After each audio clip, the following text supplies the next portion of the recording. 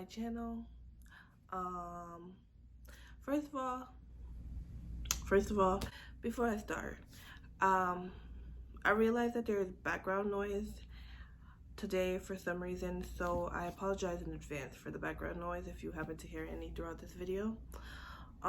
Today I'm going to do a video on virtual learning, and it's going to be the 5 tips and tricks to virtual learning. As they would say, we're in unprecedented times, so we just have to be flexible, and a part of being flexible is learning how to still achieve our goals and still strive for success online. I am a how do I say it? I'm in student support services, so I know that I've been having a lot of conversations with my students about their challenges when it comes to online learning. And I know all the educators out there we're just trying to figure it out, right? And we have to fail a little bit to be successful in the end, I guess.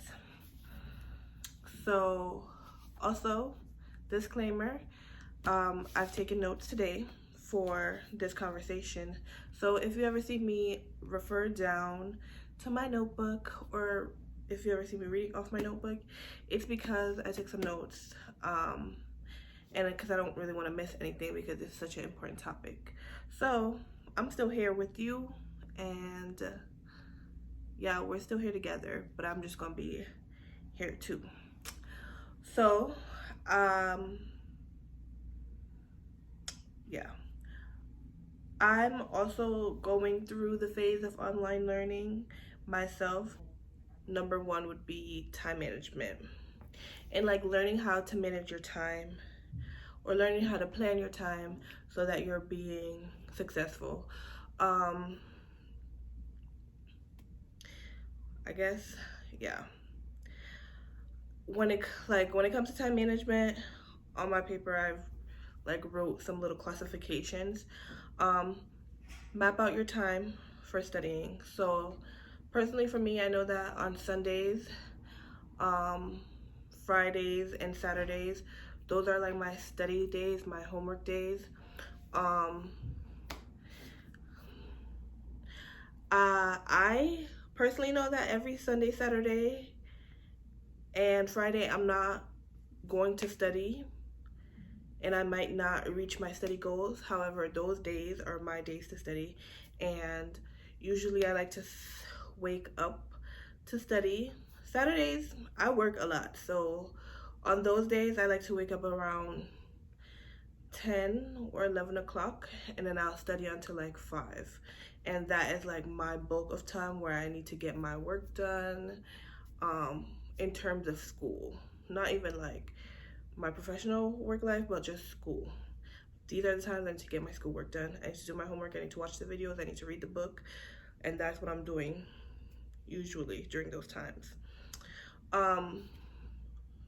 Under time management, not like tip number 2, but like these are like bridges that go off of time management right now. So like bridge number 2 would be set reminders. Set reminders on your phone, set reminders around your apartment. Whatever you need to do to manage your time more wisely, that's what you need to do. So personally, I put sticky notes around my home, like so that when I wake up I can see it. So it'll be sticky note, remember to check week 1 homework assignments.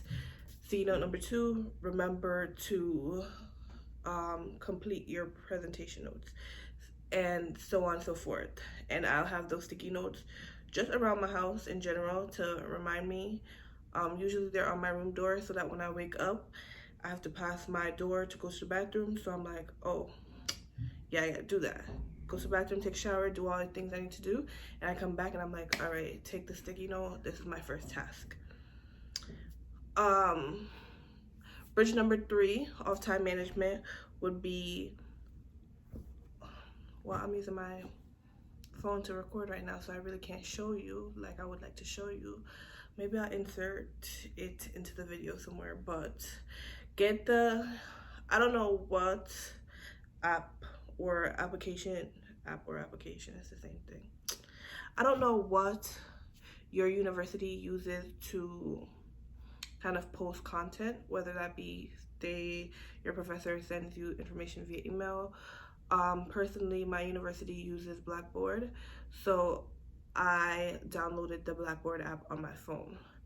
I think that I've been sleeping on the Blackboard app for years. I went my whole entire undergrad experience without the Blackboard app, and now I'm finally using it in my last semester, my last year as a grad student. I'm now getting into this app, and this app is like high key the go. Like, I'll get a notification saying like your professor uploaded so and so, and truly I'm like, all right, bet. Like, yes, now I know what is occurring on Blackboard without having to open my laptop, go to my school portal, and actually like sign on to Blackboard. Feel me? So that Blackboard app is slept on, but trust me, it's doing something. It's doing something. When it comes to time management, I'm gonna give you a few hacks. So I have a lot. Unnecessarily, I have a lot. Not unnecessarily, I guess it's good. So I have a weekly desk pad. Okay, so just want to clarify that these I've either purchased or received as a gift from the people in my life that I appreciate. So I have a weekly desk pad that looks like this.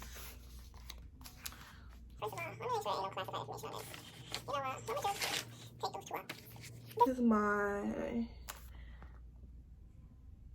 weekly desk planner.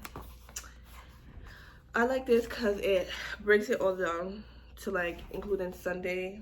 It has Friday, Saturday, and Sunday on it, which is great because now I could like give myself little notes, personal notes to like, let's see, buy groceries on Sunday or go to the doctor on Saturdays. Like, I like that. But also, like, I like being able to put all my meetings into the boxes by time. Yeah, I usually do everything in order. So, like, I'll be like 8 a.m. meeting, 9:30 meeting. So everything's in order. And I like to check it off as I go to make sure that I am doing all my tasks that I need to do. Then I have a little to-do section over here that I write like homework or like buy toothpaste, like all the things that I probably just need to do real quick. Homework is usually never real quick, but yeah, that would go in the to-do section. I like this personally. I'm into it. Productive AF is my next one that I could show you. And in my little Productive AF pad, it's a knock knock pad. And I must say, knock knock, that company, yo, the pads that knock knock make are kind of like out of this world. Like, they're so creative and they're so cute.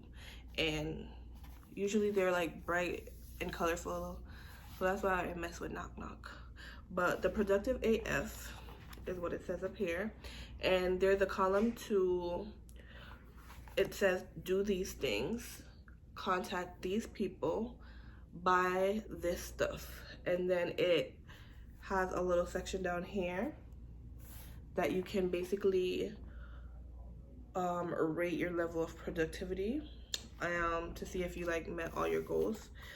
It says weak sauce, kicking butt, taking names, and done is the highest level of productivity you could have on this little pad. I personally never use the level of productivity, but now that I'm looking at it, it's mad cute to rate your accomplishments. But I think this is really good. I especially love the contact these people tab because I usually forget. Like I don't know if you ever have this experience, but like you're thinking about someone all day and it's like, dang, I should text that person, but like life is happening, so you don't really text that person. That is what that is for. I'd be like, text little cuz or text little sis. Like, then I have this pad that is also a this week pad. This week pad is the same. It's kind of the same thing, except it doesn't have to do, and it has like these little check mark sections that you can just check off when you're done.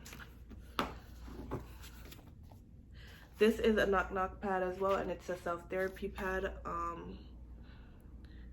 I've used it on some occasion, but this is just for managing your feelings and emotions. Everyone knows you gotta have a planner. My planner is a hot mess right now, but also usual. But when I'm telling you what I get into my planner, I really get into my planner. Like, this is my whole entire life. Everything that I need to do, everybody's birthday, everything, bills, everything. Planner. So get you a planner if you ain't get you a planner yet. Okay? Tip number 2 to virtual learning would be definitely to take a Zoom break, a virtual break. I don't know if you guys have ever heard of Zoom fatigue, but definitely Zoom fatigue is a big thing. Make sure that you're going to the gym if you like to go to the gym, doing yoga if you like to do yoga, coloring, creating, whatever you need to do to like give yourself a break from Zoom. Definitely give yourself a break from Zoom, and definitely plan that break into your day each day. If you have a Zoom class all day from back to back to back, make sure that at nighttime you're doing something that does not involve computer or like your eyeball being stuck on the computer, because like it's a lot to just be looking at the screen for mad long. The screens are also not good for our brain functioning, so definitely give yourself a Zoom break.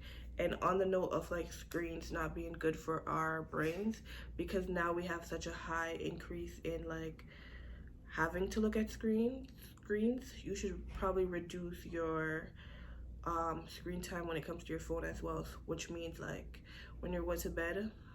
I'm guilty of this. I bring my phone into my bed and I'm scrolling on Instagram, doing whatever I'm doing, and taking more screen time in than I should. So when you're going to bed, leave your phone outside of your bed so that you could just go to sleep and reduce your screen time.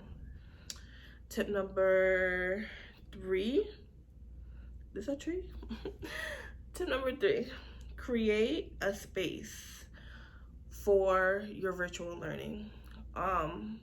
Personally, that table over there, which is my kitchen table, is my space for virtual learning. I put my computer on my table, I put my coffee, I plug in my charger, and that's where I'm at when I'm doing virtual learning, when I'm doing virtual meetings. It just helps you to focus when you create a space for yourself. Set it up like it's an office, set it up like it's a classroom, whatever you need to do to train your brain to focus on the content that is being presented by your professor for the day is what you need to do. So if you need to like create your little section in your room for that to be your space, I understand.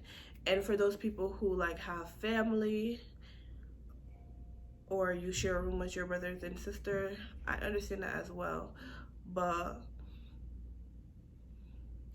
I recommend creating a space outside, whether that be on your back porch, whether that be in your front grass, in your lawn, because you really need to take yourself out of comfort to put yourself into focus, if that makes sense. Which is why I can't do Zoom from this sofa. I can't do Zoom from my room, because these places in my home automatically in my brain are comfort places. So if I'm comfortable, then I'm not really learning, because I'm probably not paying attention because I'm just relaxing, you know? Yeah. Which brings me to tip number 4. Oh, yeah, tip number 4. Tip number 4 is follow up emails, multiple. Um, yeah. So after a virtual class, okay, so let's pause for a minute. During a virtual class, you probably have questions, you'll probably have suggestions, you'll probably need help with something, or you'll probably get an assignment that is due soon and you probably need an extension. So when the follow-up email comes in is, I would say during class, you should take a paper and you should be writing down all your notes, obviously. But also in those notes, you're writing down all your questions that you have. Does that make sense? So keep a running list of all your questions, and then after class, send your professor a follow-up email with all your questions. Email is just more concise so that the professor can see and address all of your questions and concerns. So that's just a suggestion. Whenever you need help or whenever you need an extension, don't be afraid to ask. If anything, this is the time to be asking for extensions because everyone knows that unprecedented times are happening. And COVID is happening, and people are getting sick, and family members are getting sick, and things of that nature. So don't ever feel like you can't ask your professor for help. Ask for help. That should be a tip too. That's a tip, period. Ask for help. But yeah, tip number 5, which will be my last tip when it comes to virtual learning, is, I didn't write that one down. So tip number 5, truly off the dome.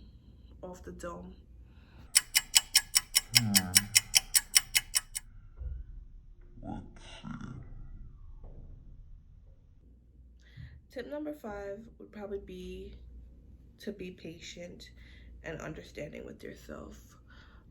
Don't stress yourself because everyone has a different learning style. Virtual learning is hard and it might not be your learning style, and that is completely fine, okay? Like, don't stress yourself out thinking that it's you or you're not good enough or things of that nature when you're not getting it the first couple of weeks.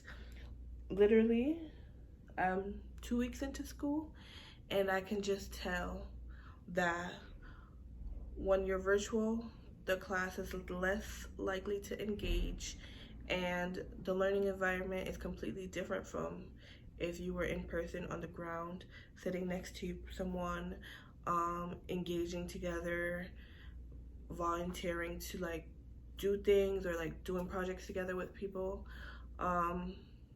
Yeah, it's completely different. Personally for me, virtual learning has posed a harder road because that is not my learning style. I need the interactions of an in-person classroom. I need the engagement of other students. I like to talk.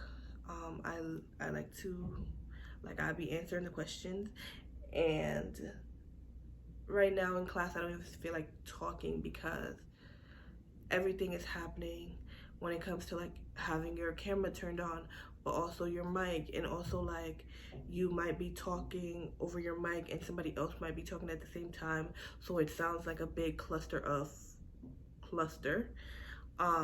So like just be patient with yourself when it comes to this new journey, new lifestyle.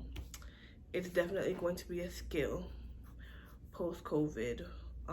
The ability to do virtual tasks is definitely going to be one of those new skill sets because you know those are rapidly changing every day. If you ever need help with virtual learning, please feel free to reach out to me. I does this.